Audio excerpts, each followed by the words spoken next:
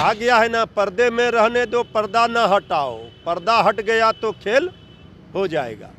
खेल के मैदान में तो ये पहले ही हिट विकेट हो चुके हैं। जनता के ने तो इनको नकार दिया था। अंपायर के बेईमानी से ये आ गए खेलने के लिए सत्ता में। उखली पे चढ़कर बराबर नहीं ना होइएगा। ताकत है ये नहीं है नीचे, तो आप जो है बालुए पर पिलर बना रहे हैं। तो जिद किया, आप उपचुनाव का परिणाम देख लीजिए, तो उनको पता चल गया ना। अंतिम बॉल पर छक्का लगेगा, अब तो खेल समाप्ति की ओर है। नमस्कार, आप देख रहे हैं लाइव सिटीज और आपके साथ मैं हूं वसीम। देखिए, राजद बिहार में खेला करने को तैयार है और मुकेश सहनी के बयान के बाद राजद के नेता अब मुलाकात करने भी पहुंचे। मृत्युंजय तिवारी, कल बीते दिनों मुलाकात हुई मुकेश सहनी जी से, क्या कुछ बातें हुई हैं? नहीं, देखिए, ये मुलाकात का कोई राजनीतिक अर्थ नहीं लगाया जाना चाहिए। ये बिल्कुल ही निजी मुलाकात और एक खिलाड़ियों की समस्याओं को लेकर के, एक अरुण सहनी जो एथलीट का खिलाड़ी है मैराथन का, उसी की समस्याओं को लेकर गए थे। उनके साथ न्याय नहीं हो रहा था, ये बात हम कहने गए थे। अब जो लोग इसे सियासत के चश्मे से देख रहे हैं तो उस पर भी हम कुछ नहीं कह सकते हैं। तो मुकेश सहनी जी लगातार नाराज चल रहे हैं, अपने सहयोगियों पर जो आरोप लगा रहे हैं वो आप लोग के सामने है। उनके दम पर यहाँ सरकार है। इसके बाद जिस तरह से भारतीय जनता पार्टी एनडीए में सबसे बड़े दल के रूप में है, छोटे छोटे दलों को, सहयोगियों को अपमानित करती है। जेडीयू को भी किया, मुकेश सहनी जी को किया, आदरणीय मांझी जी भी कई बार सवाल खड़े कर चुके हैं। तो एनडीए में ये तो देखा जा रहा है ना कि सब कुछ भी ठीक नहीं है। और जब कुछ भी वहाँ ठीक नहीं है, गड़बड़ छाला है, घमासान मचा है, आग लगी है, तो एक जिम्मेवार विपक्ष होने के नाते तो हमारी नज़र है।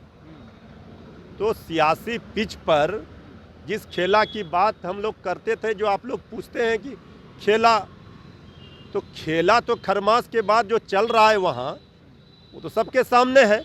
तो ये लोग तो मैदान को ही, सियासत के पिच को ही खोदने वाले लोग, कुदरने वाले लोग हैं।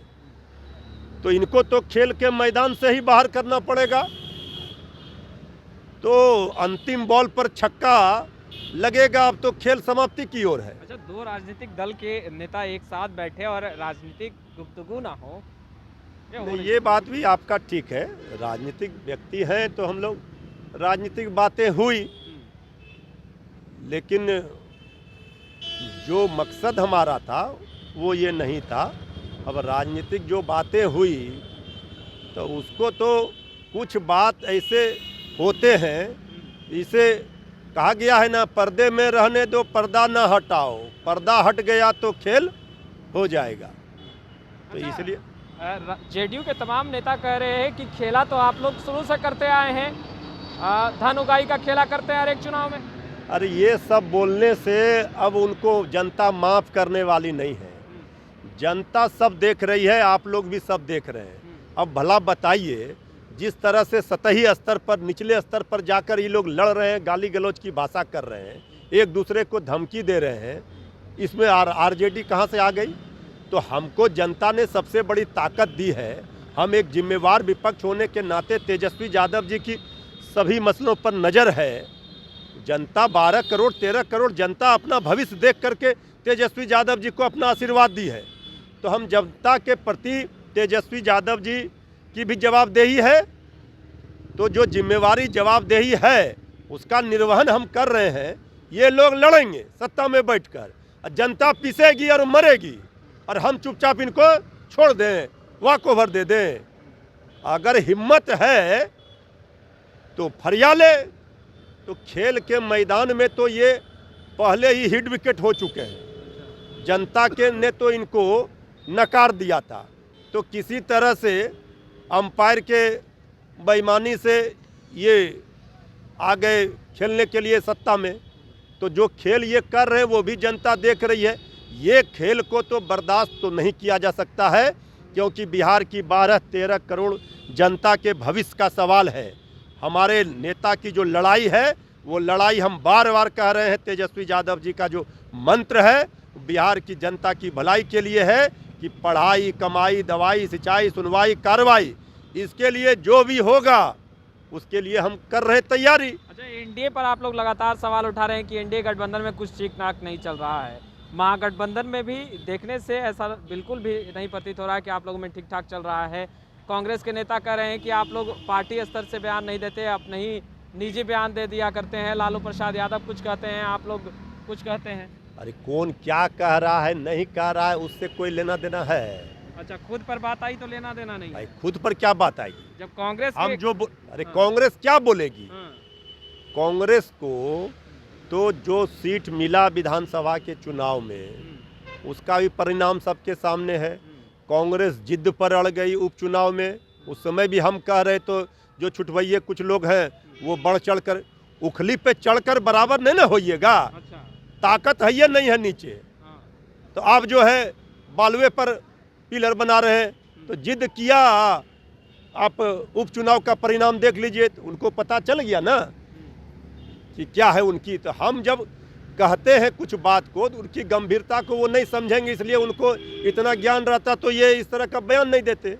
तो जिनको सरजमी पर की हकीकत नहीं पता है तो कुछ लोग ठीक है बयान देते हैं, उससे कोई मतलब नहीं।